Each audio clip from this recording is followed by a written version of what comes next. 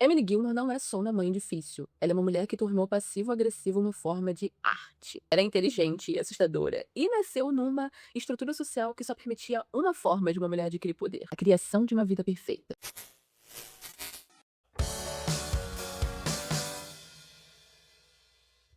Olá, eu sou a Thay e esse é o Thay Te Conta. Se você é um inscrito novo, seja muito bem-vindo aqui. E se você é um inscrito retornando, seja muito bem-vindo de volta. Aqui fala sobre personagens, séries, filmes, livros. Então, se você gosta desse assunto, já aproveita, se inscreve aqui e confere meu catálogo de vídeos. No mundo em que a Emily vive em Hartford, ter bens ou fazer as coisas de determinada maneira não é apenas uma sugestão.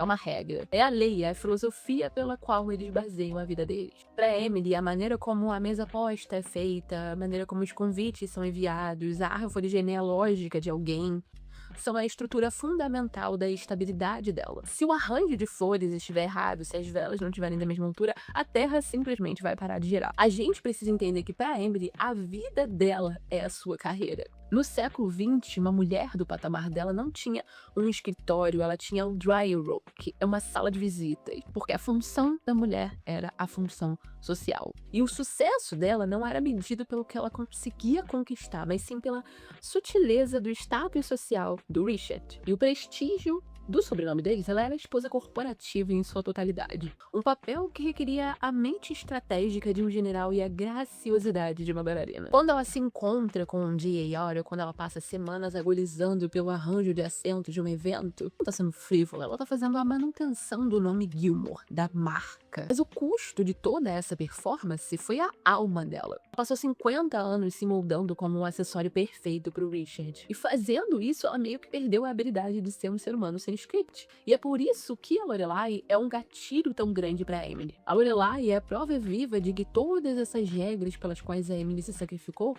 elas são opcionais. Uma vez que a Lorelai aparece usando uma camiseta ou fazendo piada sobre pessoas ricas, ela não tá sendo só irritante pra Emily. Ela tá dizendo que toda a vida da Emily é uma piada. Então, em resposta, Emily exerce poder sobre o que lhe resta, os seus funcionários. A diarista da semana é uma das piadas recorrentes da série. A Emily demite funcionários por botar o prato no lugar errado, pelo som da bisada delas, porque elas riem demais. É a tirania de alguém sem poder. Como ela não consegue controlar a filha rebelde e o fato de que o mundo tá mudando e não tá mais valorizando o estilo de vida específico dela, ela se torna uma ditadora na própria casa. Os bens são a armadura dela, mas também são a sua jaula. Um dos aspectos fascinantes sobre a Emily é a relação dela com fortuna. Dinheiro não é apenas sobre luxo. Dinheiro é segurança, é local, é vantagem. Toda a premissa de Gilmore Girls é construída no acordo financeiro que a Emily faz com a Lorelai. Lorelai, uma mulher que preferia comer terra do que pedir ajuda aos pais, precisa deles para pagar a mensalidade da escola da filha.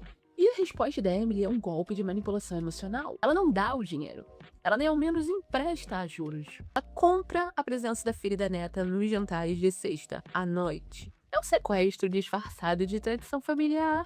A Emily sabe que ela não consegue cultivar um relacionamento baseado em vulnerabilidade. Ela não sabe como dizer, tô com saudade, ou desculpa se eu fui distante. Então ela usa a única coisa que ela tem em abundância para criar uma conexão: dinheiro.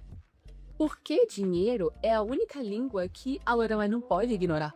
Na cabeça da Emily, quando ela tenta comprar tudo pra todo mundo, ela tá consertando as coisas, providenciando a segurança que ela acredita que a Lorelai é estúpida em não aceitar. E a pior parte é que a Emily perdoa o Christopher ser o pai inútil, fracassado na carreira, simplesmente porque ele vem de uma boa família.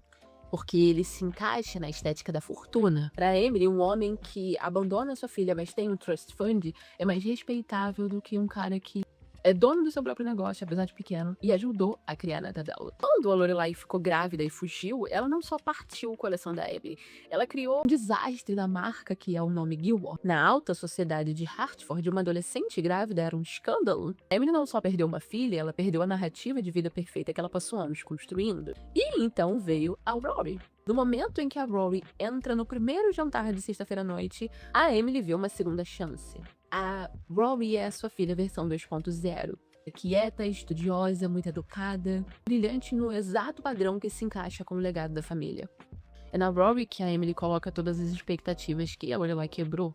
Então, em muitos momentos, a Emily se torna indulgente, apoiadora, a avó legal.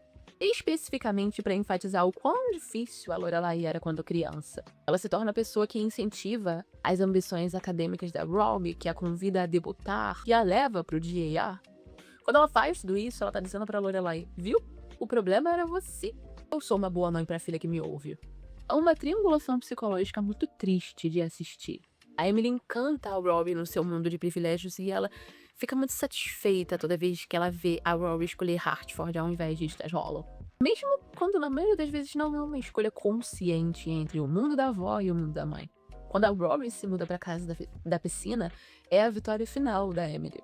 Ela finalmente tem a filha que ela queria, a filha que usa as pérolas que ela compra, que vai até as festas, que aceita entrar na jaula com ela. Ela não quer só que a Robbie se torne bem-sucedida, ela quer provar pra Lorelai que ela estava errada.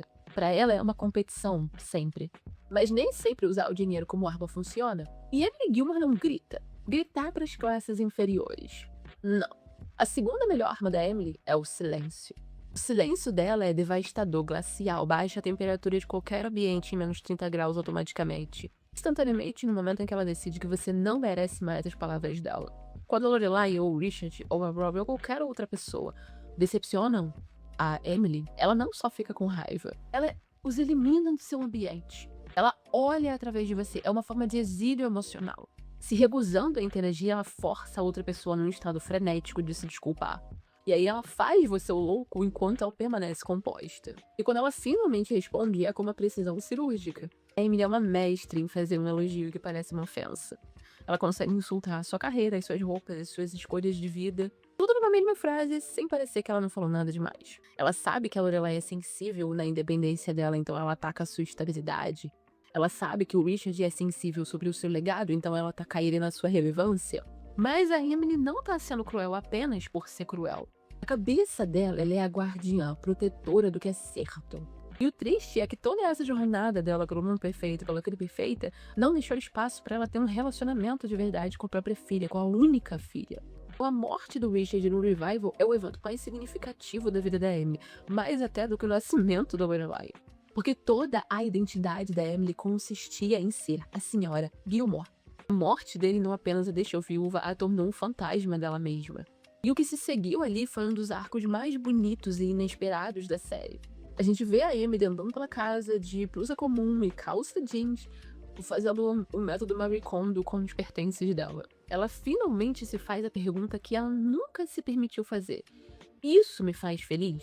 E a verdade é que nada ali fazia ela feliz. Então a mudança da Emily pro Nantucket é o seu renascimento. Ela finalmente usa o diploma dela em história, passando o dia entretendo as crianças no museu com histórias sobre caçadores de baleias, usando roupas confortáveis, vivendo numa casa com um jeito de casa. Além disso, ela encontra a família nas pessoas que trabalhavam com ela. Para de exigir perfeição e começa a oferecer conexão genuína. Pela primeira vez na sua vida, Emily Gilmore não estava performando algo.